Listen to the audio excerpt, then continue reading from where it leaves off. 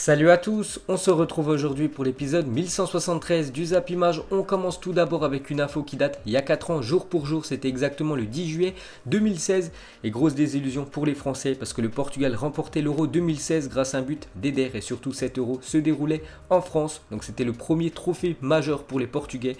Donc un titre de champion d'Europe perdu pour laisser place à un titre de champion du monde 2 ans plus tard. Donc c'était quand même une grosse désillusion, une grande tristesse pour le peuple français.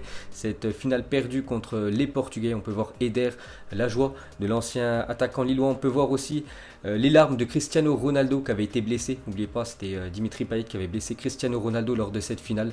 Donc voilà les photos de joie des Portugais et la tristesse des Français. On peut voir Blaise Matuidi qui avait fondu en larmes bien évidemment à la fin de cette rencontre. Et cette fois-ci les gars, on va revenir 2 ans jour pour jour en arrière. Et ça c'est plus une bonne nouvelle quand même pour l'équipe de France. Et surtout Samuel Umtiti cassait la démarche. Les Bleus vainqueurs 1-0 face à la Belgique se qualifiaient pour la finale du mondial. C'était le 10 juillet 2018. Donc 5 jours plus tard c'était la finale. On parlera un peu plus tard dans 5 jours. Cette finale contre la Croatie. Mais voilà, il y a 2 ans jour pour jour, l'équipe de France battait la Belgique. Quand même une très bonne équipe, cette équipe belge. Donc il les battait 1-0 grâce à un but de la tête de Samuel Umtiti. Et pour finir les gars sur cette photo et sur cette une de l'équipe. Donc Richard Martin, photographe à l'équipe, est décédé mardi 7 juillet à l'âge de 54 ans. Le deuxième anniversaire de France-Belgique est l'occasion de lui rendre hommage. Lui qui avait photographié la célébration des Bleus en une du journal au lendemain de la demi-finale. Donc grosse pensée à lui. Ensuite on va prendre la direction de l'Angleterre. On va parler de Manchester United hier qui jouait du côté de Aston Villa. Et encore une grosse victoire pour Manchester United. 3-0 à l'extérieur. Donc un but comme d'habitude de Bruno Fernandes, le milieu portugais. Un but de Greenwood et un but de Paul Pogba. Ça fait plaisir de revoir Paul Pogba buteur. Donc Manchester United est à 2 points du podium. Donc tous les voyants sont au vert actuellement pour Manchester qui enchaîne victoire après victoire. Donc on revient sur Greenwood. Donc à 18 ans, Mason Greenwood a marqué plus de buts, 16 pour Manchester United que Falcao, Alexis Sanchez et Di Maria réunis. Donc ces 3 anciens joueurs de Manchester United ont inscrit 13 buts, son cumul chaque stat sur chaque joueur, alors que Mason Greenwood, seulement 18 ans, lui est déjà à 16 buts. Et pour finir avec lui, donc il vient quand même d'inscrire son 16e but, toute compétition confondue, à seulement 18 ans. Donc une future pépite, ce jeune anglais. Aucun joueur n'a marqué plus de buts en dehors de la surface en première ligue cette saison que Mason Greenwood, 4 buts déjà en dehors de la surface pour le jeune anglais. Ensuite les gars, on revient sur Paul Pogba. Donc ça fait plaisir de revoir Paul Pogba buteur. Donc le retour de Pogba, cela faisait 453 jours. Donc c'était en avril 2019. Ça faisait plus de 1 an et quelques mois que Pogba n'avait pas marqué en première ligue. Il marque après une passe décisive de Bruno Fernandes. Ce duo est magique. Donc voilà les gars, tout se passe bien actuellement du côté de Manchester et ça fait plaisir de revoir Paul Pogba buteur. Et pour finir les gars avec cette équipe de United, on va parler bien évidemment du meilleur joueur actuellement, c'est Bruno Fernandes, a encore marqué. Donc il a marqué et délivré une passe D à Paul Pogba hier. Donc depuis son arrivée à Manchester United, c'est simple les gars, 10 matchs, 7 buts, 6 passes décisives, élu 9 fois homme du match sur ces 10 matchs disputés avec Manchester United.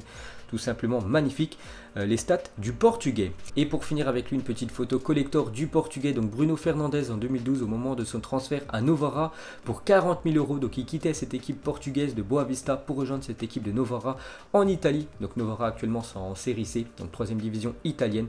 Donc une petite photo de Bruno Fernandes à l'époque.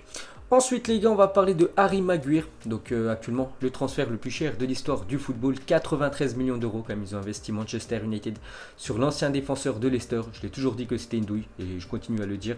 Et même Van der Vaart les gars, ancien joueur du Real Madrid, maintenant consultant sur des chaînes sportives. Donc il a complètement détruit Harry Maguire. Il a dit Harry Maguire, si lui vaut 90 millions d'euros, alors Van Dijk doit en valoir 300 millions d'euros. Je jouais avec des amateurs dimanche après-midi, je peux facilement trouver 3 joueurs qui peuvent jouer comme lui. Je le dis sérieusement. Donc voilà ce que dit déjà Van der Vaart. Et il a aussi dit, je pense que Maguire rentre chez lui chaque jour et dit à sa femme, je suis tellement je suis tellement nul au football, mais je gagne tellement d'argent, ils doivent croire que je suis bon. Je le pense vraiment, il se moque de tout le monde par rapport au niveau que propose Harry Maguire du côté de Manchester United. Donc on peut voir que Van der Vaart a complètement clashé le défenseur anglais. Ensuite, pour continuer avec la première ligue, les gars, on va parler de Tottenham, ancien quand même finaliste de la dernière Ligue des Champions. Et c'est quand même pas ouf cette saison, Tottenham, qui a fait 0 partout contre Bournemouth. Bournemouth, actuellement, c'est l'équipe en avant-dernière position du championnat anglais. Et surtout, Bournemouth, les gars, a failli gagner le match à la 92e minute. Heureusement qu'il y avait la VAR. donc le but a été refusé.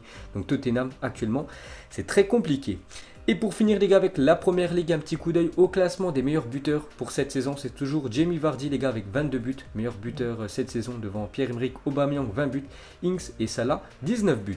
Ensuite, on va prendre la direction de l'Italie, on va parler de l'Inter Milan, elle aussi qui fait du surplace actuellement. Donc 2 partout hier contre Hellas Vérone, donc deuxième contre-performance de suite pour l'Inter Milan. En plus, ils menaient 2-1 quand même dans ce match. Malheureusement, ils se sont fait revenir. N'oubliez pas qu'il y a quelques jours, ils avaient perdu à domicile 2-1 contre l'équipe de Bologne. Ensuite, cette fois-ci, on va aller dans le championnat portugais. Hier, il y avait l'équipe de Porto qui jouait du côté de Tondela et victoire de Porto 3-1. Donc Porto fait un grand pas vers le titre. Dommage pour l'équipe du Benfica qui a quasiment dominé à chaque fois le classement. Mais à cause des mauvais résultats, Porto va certainement être champion du Portugal. Ensuite les gars, on revient en France, c'est officiel, les affiches de la première journée de Ligue 1 ont été dévoilées. Donc il y aura un Montpellier-Lyon, Bordeaux-Nantes, Lorient-Strasbourg, Nîmes-Brest, Nice-Lens, Dijon-Angers, Marseille, AS Saint-Etienne, Lille-Rennes, Paris Saint-Germain-Metz et Monaco-Reims. Donc ces matchs auront lieu les 22 et 23 août prochains. Donc c'est officiel, la première journée, les affiches de la première journée viennent d'être dévoilées. Donc en gros choc, on peut voir quand même l'Olympique de Marseille qui reçoit l'équipe de l'AS Saint-Etienne. Donc cette fois-ci les gars, je vais vous proposer 3 calendriers, donc celui du Paris Saint-Germain, Lyon et Marseille. On commence avec le calendrier du Paris Saint-Germain pour cette saison. Donc le PSG commence, je vous ai dit, contre Metz. Le dernier match pour le PSG, ça sera le 23 mai. À l'extérieur du côté de Brest, cette fois-ci le calendrier de l'Olympique Lyonnais commencera contre Montpellier. Le dernier match pour Lyon sera une réception de l'équipe de Nice. Donc c'est quand même un gros match lors de la 38e journée de Ligue 1 l'année prochaine. Et le calendrier de l'OM, n'oubliez pas que Marseille va jouer la Ligue 1 plus la Ligue des Champions. Donc il va y avoir beaucoup de matchs pour Marseille pour cette future saison. Donc le dernier match de Marseille, ça sera un déplacement du côté du FC Metz. Ensuite, pour continuer avec l'Olympique de Marseille, on va parler de Mohamed Ayachi Ajroudi. Donc c'est l'homme d'affaires qui devrait racheter l'Olympique de Marseille dans les futures semaines. Donc on dit plus sur son projet de rachat de l'OM et se met à rêver d'une superstar comme Cristiano Ronaldo. Donc quelques déclarations de l'homme d'affaires. Il a dit: si je rêve de Cristiano à Marseille, tout est possible dans la vie. Il est généreux et donne beaucoup. Il me fait vibrer. Ce serait le rêve. Après, c'est la tâche de Mourad Boudjelal. Donc voilà ce que dit Ajroudi. Simplement, il rêve de Cristiano Ronaldo du côté de l'Olympique de Marseille. Ce serait énorme, bien sûr, de voir CR7 du côté de la Ligue 1 et du côté de l'OM. Donc l'homme d'affaires, Ajroudi, a aussi dit: l'entraîneur en place à l'OM est très bon, mais qu'est-ce qui serait mieux que d'amener l'enfant du pays? Donc bien sûr Zinedine Zidane. Donc c'est l'avenir qui nous le dira. Donc voilà quand même le projet de Ajroudi. Donc recruter pourquoi pas Cristiano Ronaldo, parce qu'il a dit que c'est possible. Et pourquoi pas au poste d'entraîneur l'enfant du pays. Bien sûr Zinedine Zidane qui est né à Marseille. Et il a aussi dit gagner le championnat de France serait un plaisir. On veut rentrer en compétition avec ce qui existe. Et gagner pourquoi pas la Coupe d'Europe. C'est le seul club français qui a gagné la Ligue des Champions. La gagner, c'est le rêve. Le budget sera plus proche de celui du Paris Saint-Germain que celui de l'Olympique Lyonnais. Donc voilà le projet de Mohamed Ayachi Ajroudi. Donc c'est quand même un projet très ambitieux. Donc on verra ce que ça va donner dans les futurs mois. Ensuite, une déclaration de Oscar, ancien joueur de Chelsea qui a quitté il y a quelques saisons l'Europe pour rejoindre la Chine. Donc plus pour l'aspect bien sûr financier. Il a dit: on me critique d'être venu en Chine. Les footballeurs sont comme n'importe quel autre travailleur. Nous voulons gagner de l'argent et aider nos familles. Je viens d'une famille très pauvre au Brésil. Je fais ça pour eux. J'encaisse ce que je reçois parce que je l'ai mérité. J'ai le droit de choisir où je veux jouer. Donc voilà, il avoue qu'il est parti en Chine, bien évidemment pour l'argent que le projet sportif. Ensuite, officiel, Manuel Pellegrini est le nouveau entraîneur du Real Betis, donc l'équipe du Betis Séville en Espagne, parce que l'ancien coach il s'est fait licencier, donc du coup ça sera lui le nouvel entraîneur de Nabil Fekir. Ensuite, regardez à quoi devraient ressembler les futurs maillots de Lyon la saison prochaine. Donc le maillot blanc, bien évidemment, le maillot domicile avec le sponsor Emirates Fly Better. Donc ça sera ça, le maillot domicile de l'OL pour la prochaine saison. Et le maillot noir, le maillot extérieur. Ensuite, direction l'Espagne. Regardez, aujourd'hui, la une journal A, c'est marqué pression maximale. Alors que le Barça est revenu à un point, Hazard fait son retour face à une équipe de Alaves qui cherche à assurer son maintien avec son nouveau coach. Parce qu'oubliez pas que ce soir, le Real Madrid joue un match contre le Deportivo Alaves, une victoire obligatoire, surtout que le Barça a gagné il y a quelques jours, donc le Barça est juste un point derrière, donc il faut absolument que le Real s'impose ce soir s'ils veulent espérer remporter bien évidemment cette Liga, qui est quand même très bien partie pour être remportée par le club de Madrid. Et cette fois-ci, regardez la une journal Marca, c'est marqué 3e retour d'Eden Hazard qui peut être capital dans le sprint final pour la conquête de la Liga, donc on en reparlera bien évidemment demain. Ensuite, cette fois-ci, déclaration de Zidane par rapport au match de ce soir. Il a dit: nous connaissons notre adversaire et sa situation et nous savons qu'ils essayeront de nous poser des problèmes. Nous sommes en tout cas prêts pour continuer notre bonne série de victoires. N'oubliez pas que le Real Madrid sur les 7 derniers matchs, c'est quand même 7 victoires. Donc victoire obligatoire pour le Real Madrid. Donc n'oubliez pas quand même que le Real ce soir, il y aura quand même Sergio Ramos et Dani Carvajal qui seront suspendus. Ensuite, cette fois-ci, une déclaration de Sergio Ramos. Il a dit: je veux gagner la Liga, peu importe qui marque des buts. Si je voulais des mérites individuels, je me serais consacré au tennis. Donc il parle par rapport au Ballon d'Or. Lui, il s'en fiche, hein. Il veut vraiment des trophées collectifs. Donc bien sûr remporter, pourquoi pas, le championnat. Et voilà, les trophées individuels, ça l'intéresse pas du tout. Ensuite, quelques infos transferts. On commence avec l'ancien joueur de la Juventus, Mario Mandzukic, 34 ans, qui a résilié son contrat avec l'équipe de Al Douai. Intéresserait 2 clubs italiens, donc la Fiorentina et le promu Benevento. Ensuite, selon Sky Sport, l'Inter Milan reste en contact avec l'entourage d'Olivier Giroud. Donc Giroud, n'oubliez pas qu'il était vraiment ciblé par cette équipe de l'Inter lors du dernier mercato hivernal. Donc du coup, il a prolongé avec cette équipe de l'Inter. C'est un petit peu mieux quand même pour Giroud ces derniers matchs, hein. Il marque pas mal de buts.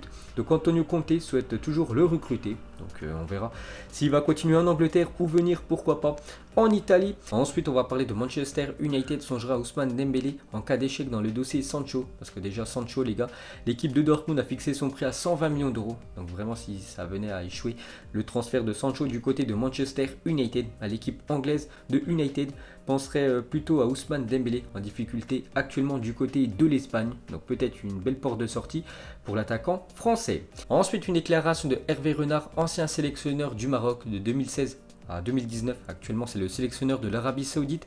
Donc il a parlé à Achraf Hakimi. Donc il a dit: j'ai conseillé à Hakimi d'accepter le transfert à l'Inter Milan, c'est un grand club. Il y a Antonio Conte qui le fera beaucoup évoluer, en plus qui joue dans un dispositif favorable à Achraf qui lui permettra de voir ses capacités offensives. Donc on peut voir que Hervé Renard quand même a eu un contact avec Achraf Hakimi et l'a conseillé de signer du côté de l'Inter. Ensuite, une déclaration de Joachim Löw, donc c'est le sélectionneur allemand sur le retour de Leroy Sané en Allemagne. Il a dit: c'est une très bonne signature pour le Bayern Munich, comme tout le monde en Allemagne. Je suis content qu'un joueur aussi talentueux rejoigne notre championnat, donc le championnat allemand, en parlant de la signature de Leroy Sané du côté du Bayern Munich. Ensuite, des nouvelles de Thiago Mendes, ancien Lillois, qui est arrivé l'été dernier du côté de Lyon. Et vraiment, cette saison a été très compliquée pour le milieu brésilien. À Lille, il était très bon. À Lyon, il était très moyen cette année. Bref, donc il a 28 ans, serait suivi par Wolfsburg. L'OL attendrait une offre de 25 millions d'euros minimum pour laisser partir son milieu brésilien. Donc il pourrait déjà quitter la Ligue 1 et aller en Allemagne. Thiago Mendes. Ensuite, les stades de l'Independiente et du Racing Club en Argentine, vue du ciel. Donc là-bas, c'est le derby, c'est très chaud, hein, quand par exemple une équipe se déplace chez le voisin juste à côté. Donc il y a seulement 200 mètres d'écart entre les deux stades. Et aussi un derby où c'est très chaud, les gars, ça en Écosse, avec les deux clubs de la ville de Dundee. Ensuite, une déclaration de Xavi Hernandez, ancien très grand joueur de l'équipe du Barça, de l'équipe espagnole, maintenant entraîneur. Il sera certainement futur entraîneur du FC Barcelone dans quelques mois. Il a dit: mon successeur en milieu de terrain, Toni Kroos, est comme un moteur dans le jeu du Real Madrid. Par sa façon de jouer, il me rappelle beaucoup moi, c'est quasiment mon successeur à ce poste. Donc voilà le très bel hommage de l'Espagnol envers l'Allemand. Ensuite, une photo de Luis Van Gaal qui est au Portugal actuellement en vacances, et il a assisté ce matin à l'entraînement de l'Olympique de Marseille, donc l'ancien coach des Pays-Bas. Donc il a aussi entraîné l'Ajax, il a entraîné Manchester United, le Bayern Munich, voilà les plus grandes équipes de la planète. Donc ce matin, il était du côté du centre d'entraînement de l'Olympique de Marseille au Portugal pour rendre visite à André Villas-Boas. Et pour finir ce zap image, une question très simple, donc mettez-moi en commentaire à quel joueur pensez-vous en premier en voyant ce maillot. Le maillot du Real Madrid, je crois c'était version 2012-2013, voilà par là. Donc moi j'ai pensé directement à Mesut Özil, le joueur allemand. Donc vous mettrez, vous avez pensé à qui en commentaire. Donc voilà les gars, la fin du zap image 1173. Donc si ça vous a plu, un petit like et je vous ferai l'épisode 1174 demain. Donc moi je vous laisse et je vous dis à la prochaine comme d'habitude. Ciao à tous.